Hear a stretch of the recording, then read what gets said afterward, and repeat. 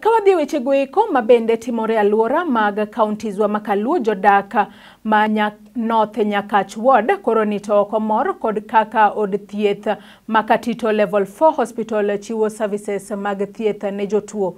E kinde golo ayanga scorecard report ewi services mag thieth e od thieth kanyo, jopiny manodadhog gi ochwalo ywak gi ewi services maricho kendo koro gidwaro mondo okonygi e yo makare.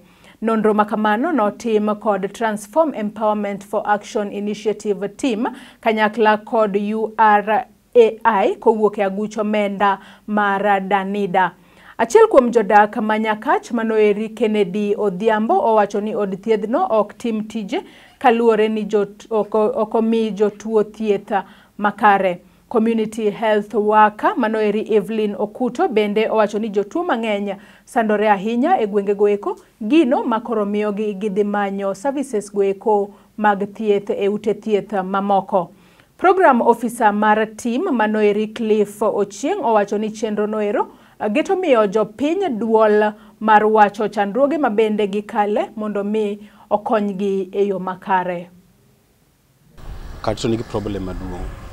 Mana kiwinjo yawago wacho kech Katito en kama thieth minyalo yudo. Thieth minyalo yudo Katito ok apar kan thieth sani. Katito dong kama kapono pimi oyudi gi malaria idwaro ni mondo idhi ing'iyo yath oko. Katito obedo kama kata kapono nitie emergency moro mar accident ka nyoro ne wan gi ja pikipiki moro nyogore gari. Ambulance ni kanyo ok nyal konyigo. Koro Katito wan gi chandruok maduong' ma in fact agombo ni gini kabeto kata mana mgomo waketi monde kogolo dok e it kichayo nitie jomoko manindo e wach thieth bisa nen story moro ne nikech an nyamrorwa bende to narifa mama moro nyako moro gutino nikech an achung' ne jo youth.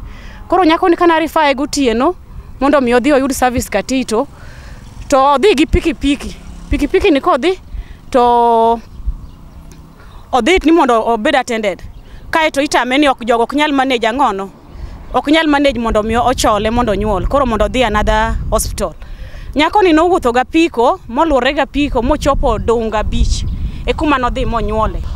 Team in partnership with URAI funded by Danida, we've been implementing a project on promoting social accountability for improved health services in Kisumu County. Right now here in Katito, we are meeting the community to disseminate our scorecard output. The scorecard was processed by community members who interviewed fellow community members in terms of services accessed at the facility.